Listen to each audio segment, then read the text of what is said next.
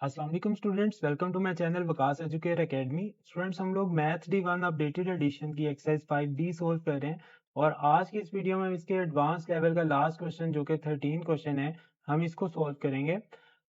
ये क्वेश्चन थोड़ा सा आपके इस चैप्टर के प्रीवियस क्वेश्चन से डिफरेंट कॉन्सेप्ट है, इसके अंदर कंपैरिजन है, तो हम इसको थोड़ा डिफरेंटली सोल्व करेंगे। At a famous roti paratha shop At a famous roti prata shop, for every 2 people who order egg paratha, there are 5 people who order plain paratha. ठीक है, तो जब दो चीजों का कंपैरिजन दिया जाए तो हम उसको रेशो बोलते हैं। तो हम इसको रेशो के मेथड से सॉल्व करने की कोशिश करते हैं। यहाँ पे every 2 people who order egg paratha, ठीक है, तो हम इसकी रेशो कैसे बनाएंगे? People who order egg paratha ratio people who order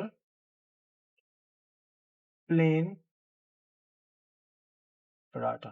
ठीक है, तो इनकी रेशो क्या दी हुई है? जो एग पराठा बाय करते हैं वो है जी 2 for every 2 people there are 5 people जो प्लेन पराठा ऑर्डर करते हैं। ठीक है, तो ये आपकी दोनों रेशो बन चुकी हैं।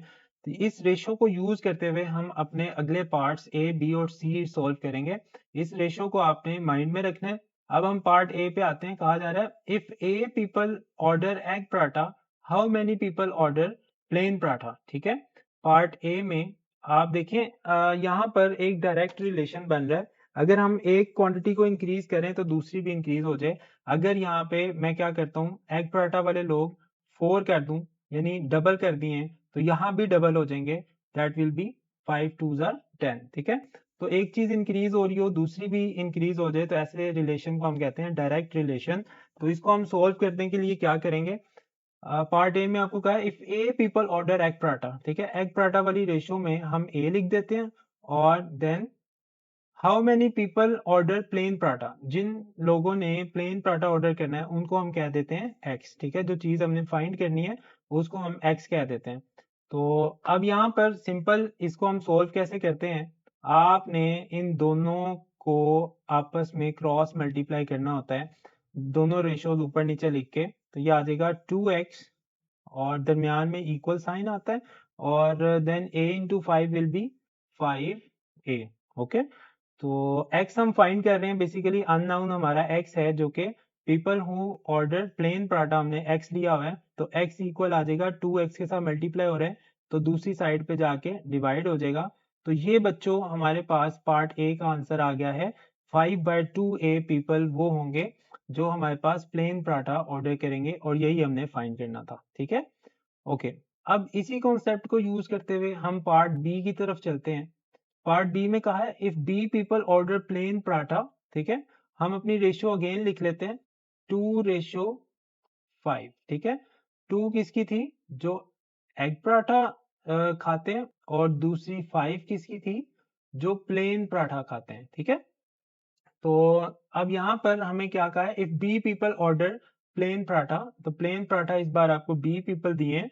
How many people order egg paratha, तो एग पराठा वाले इस बार हमने फाइंड करने हैं, तो हम उनको एक्स कह देते हैं। ठीक है, तो अगेन हम क्या करेंगे? यहाँ पे आप सिर्फ इतना याद रखें कि आपने डायरेक्ट प्रोपोर्शनैलिटी में जो रेशियोज हैं इनको क्रॉस मल्टीप्लाई करना होता है।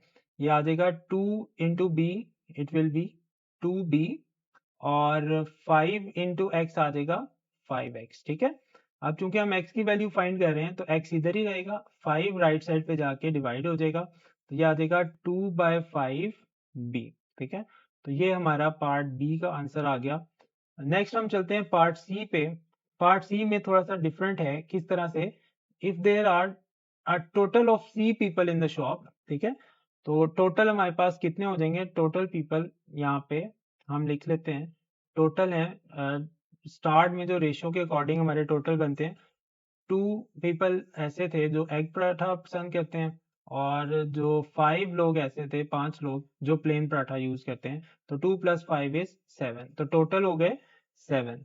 तो इस बार हमने टोटल की रेशियो लेनी है। How many people, how many of them order egg paratha. तो टोटल जो हमारे हैं उनकी रेशो इस बार हमने लेनी है people who prefer egg paratha. ठीक है, टोटल हमने अभी निकाला है 7 और people who prefer egg paratha वो हमारे पास आता है जी वो था 2। ठीक है, ओके अब हमने इसमें फाइंड क्या करना है, how many people of them order egg paratha. तो टोटल हमारे पास है सी इस क्वेश्चन के according, if there are a total of C people. ठीक है, और हमने फाइंड करने हैं, फिर सी पीपल हो जाएं तो फिर एग पराठा पसंद करने वाले कितने होंगे उनको हम एक्स सेलेक्ट कर लेते हैं। अगेन हम क्या करेंगे, क्रॉस मल्टीप्लाई करेंगे। 7 into x will be 7x equal c into 2 2c और x हमने फाइंड करना है, x इधर ही रहेगा, 7 इधर मल्टीप्लाई हो रहा है, राइट साइड पे जाके डिवाइड हो जाएगा, ये हो जाएगा 2/7c। ठीक है, तो ये हमने टोटल के लिहाज से अपनी x की वैल्यू फाइंड कर ली है। टोटल 7 हो c हो तो फिर कितने लोग एग पराठा पसंद करेंगे, 2/7 टाइम्स c। ओके, तो ये आपका क्वेश्चन नंबर 13 था। अगर आपको वीडियो पसंद आई हो तो चैनल को लाइक और सब्सक्राइब जरूर कीजिएगा ताकि आगे आने वाली वीडियोस आपको आसानी से मिल सकें और आप आसानी से अपने सॉल्यूशंस को प्रोसीड कर सकें। Thank you, Allah Hafiz.